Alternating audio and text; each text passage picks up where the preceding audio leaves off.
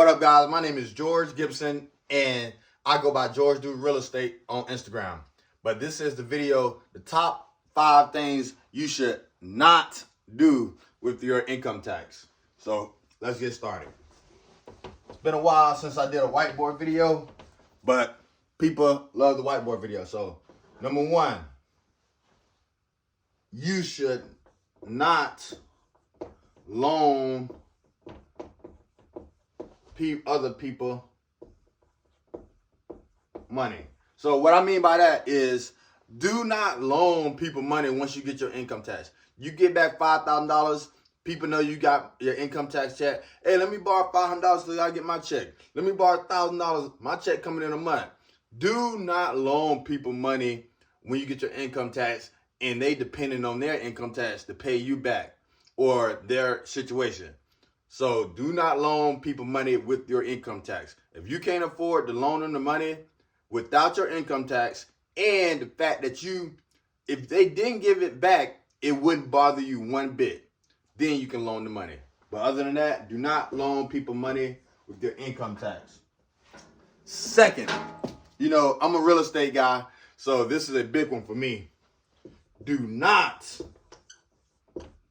pay rent up. I really don't understand this one. This is a pet peeve of mine. I don't understand why when you renting and they get the income tax and you pay your rent up for 4, 5, 6 months. That's not beneficial to you at all, because once you pay that rent up, you do not have the opportunity to use that money to invest that money or grow that money. The money is completely gone. The landlord got it. He took your money and invested. Say something happened and your lease ended and you done paid your money up for 6 months. You're going to have a hard time getting your money back from that landlord. So I don't understand. I guess it's so they can feel comfortable that, hey, I got somewhere to stay. My rent paid up. If you having that issue, trust me, you need to make a budget, because if you have $4,000 or $5,000, there's no reason you shouldn't have that rent money in 4 to 5, 6 months. Budget yourself. Know you got to have somewhere to stay. Don't go paying your rent up, because the person with the money can use the money. Once you give that money away, you can't use it to invest it, to grow it. It takes money to make money. I know you heard that saying before. Number 3, do not, I don't know why I'm writing do not, but do not buy a car right now. And let me be more specific. Do not buy a car from a dealership. Let me tell you this. I was a mailman. And when I was a mailman, during tax season, the car dealerships, they would send these flyers with the key on it saying you could win your car. Come down here today. You just won a free car. So I was confused. These flyers only went to the low income neighborhoods. I'm wondering why they not sending these flyers to the beach. Why they not sending these flyers to these $1 million homes? You know why? Because they know income tax time, poor, low income people come buy cars when they get that income tax check. Do not do that. The cars are extremely expensive right now because they know it's income tax season. So you got the money and there's no deals at the dealership. Now, if you find a car and you can buy it cash from a person or something, that's different. But don't go to the dealership until probably after April to May to buy a car, because they know you got your income tax and they finna get that money out of you. Number 4, this is a pet peeve too. Spend before receiving. So what I mean by that, my handwriting, whiteboard video, but don't spend your income tax before you get it. Hey, I'm finna get my income tax in January, February. Let me borrow $1,000 from this person.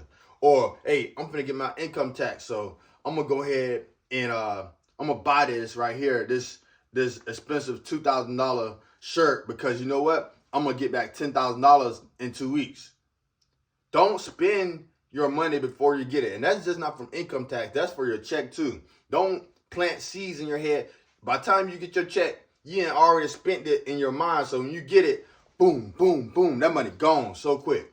So don't spend it before you get it. And another reason I say that is because a lot of times what you think you're going to get, you might not get. So you already spent, is that a word? Spent. But you already spent that money because you thought you was getting this amount, but then they give you this amount. So this go for income tax and your weekly check. Don't spend the money before you get it, because until you get it in your hands, you don't know what you really got.